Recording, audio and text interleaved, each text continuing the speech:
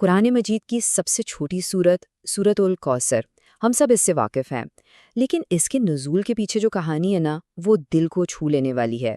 یہ صرف 3 آیات نہیں ہے، بلکہ یہ غم، تسلی اور پھر فتح کی ایک پوری داستان ہے۔ تو آئیے آج اس کہانی کو سمجھتے ہیں۔ تو ہماری کہانی شروع ہوتی ہے مکہ کے اس دور میں، جب پیغمبر محمد صلی اللہ علیہ وآلہ وسلم اپنے بیٹے عبداللہ کی وفات پر بہت گہرے غم میں تھے۔ سوچئے، ایک باپ کے لیے یہ کتنا بڑا صدمہ ہوگا، ایک ایسا درد جو کسی کا بھی دل توڑ دے۔ اور ایسے شدید غم کے عالم میں جب ہمدردی کی سب سے زیادہ ضرورت ہوتی ہے، تب نبی صلی اللہ علیہ وسلم کو اپنے ہی چچا ابو لہب کی طرف سے طعنوں کا سامنا کرنا پڑا۔ تسلی دینے کے بجائے اس نے خوشی منائی اور کھلے عام مذاق اڑایا کہ اب تو نبی کا سلسلہ ہی ختم ہو گیا، ان کا نام لینے والا کوئی نہیں رہے گا۔ دیکھیں، یہ طعنہ صرف ایک ذاتی حملہ نہیں تھا، یہ ایک طرح کا عوامی اعلان تھا، ایک زہریلا تیر تھا جس کا مقصد یہ دکھانا تھا کہ بس نبی صلی اللہ علیہ وسلم کا پورا مشن، ان کی لیگیسی، سب ختم۔ کیوں؟ کیونکہ اس دور میں مانا جاتا تھا کہ اگر بیٹا نہیں تو نسل آگے نہیں بڑھے گی۔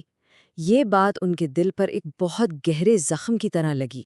لیکن عین اسی لمحے جب انسانی ظلم اپنی انتہا پر تھا اور دل ٹوٹا ہوا تھا، آسمان سے ایک براہ راست خدائی جواب نازل ہوا، ایک جواب جو نبی صلی اللہ علیہ وسلم کو تسلی دینے کے لیے تھا۔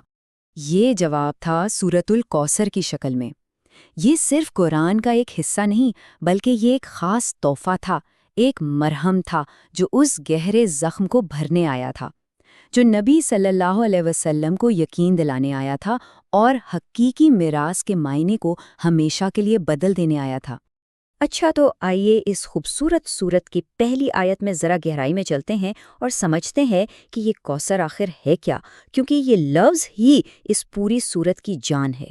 کوثر کا ایک مطلب تو جنت کی ایک نہر ہے جس کا پانی برف سے ٹھنڈا، شہد سے میٹھا اور دودھ سے زیادہ سفید بتایا گیا ہے۔ مطلب یہ ایک ایسی بے حساب بھلائی کی علامت ہے جو کبھی ختم نہیں ہوگی۔ یہ ایک ابدی انعام کا وعدہ ہے۔ لیکن بات یہیں ختم نہیں ہوتی۔ کوثر یعنی کثرت سے بھلائی کا مطلب صرف ایک نہر نہیں تھا۔ اللہ تعالیٰ نے نبی صلی اللہ علیہ وسلم کو بتایا کہ ان کی اصل دولت کیا ہے۔ یہ قرآن کی رہنمائی ہے جو نسلوں تک رہے گی۔ یہ ان کی بیٹیوں کی نعمت تھیں جن سے ان کا سلسلہ چلا۔ یہ ان کے وہ وفادار ساتھی تھے جو ان کے پیغام کو دنیا بھر میں لے کر گئے۔ اور سب سے بڑھ کر یہ ایک ایسا نام تھا جو اللہ کے نام کے ساتھ ہمیشہ یاد رکھا جائے گا۔ یہ سب کچھ اس ظالمانہ سوچ کا براہ راست جواب تھا کہ ان کی میراث ختم ہو گئی۔ تو سوال یہ پیدا ہوتا ہے کہ اتنا بڑا، اتنا بے حساب تحفہ ملنے پر ہمارا رد عمل کیا ہونا چاہیے؟ اگلی آیت ہمیں بالکل یہی بتاتی ہے اور شکر ادا کرنے کا ایک بہت ہی خوبصورت اور عملی طریقہ سکھاتی ہے۔ آیت ہمیں سکھاتی ہے کہ شکر گزاری 2 طرح سے ہوتی ہے، ایک ذاتی عبادت کے ذریعے یعنی نماز کے ذریعے اپنے رب سے تعلق مضبوط کرنا، اور دوسرا عوامی سخاوت کے ذریعے یعنی قربانی کر کے اپنی نعمتوں کو دوسروں کے ساتھ بانٹنا۔ یہ دونوں کام اصل میں ایک دوسرے سے جڑے ہوئے ہیں۔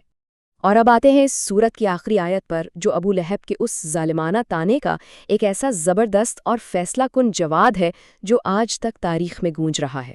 یہاں لفظ استعمال ہوا ہے شانی۔ اس کا مطلب صرف دشمنی نہیں، بلکہ ایسی شدید نفرت جو انسان سے اس کی عقل اور بنیادی انسانیت بھی چھین لے۔ یہ ابو لہب کی اسی غیر منطقی نفرت کو ظاہر کرتا ہے جو ایک معصوم بچے کی موت پر خوش ہو رہا تھا۔ اللہ کا فرمان بالکل واضح ہے کہ جس نے پیغمبر صلی اللہ علیہ وسلم کا مذاق اڑایا تھا نا کہ ان کی کوئی میراث نہیں، اصل میں وہی ابتر ہے، اسی کی جڑ کٹی ہوئی ہے، اسی کا نام و نشان مٹ جائے گا۔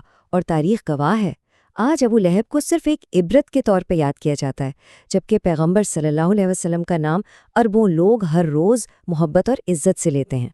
تو ٹھیک ہے، یہ تاریخی واقعہ تو ہو گیا، لیکن یہ سورت آج ہماری زندگیوں کے لیے کیا پیغام رکھتی ہے؟ آئیے دیکھتے ہیں کہ 1400 سال بعد بھی یہ اتنی اہم اور طاقتور کیوں ہے۔ یہ ایک بڑا اہم سوال ہے جس پر ہم سب کو سوچنا چاہیے۔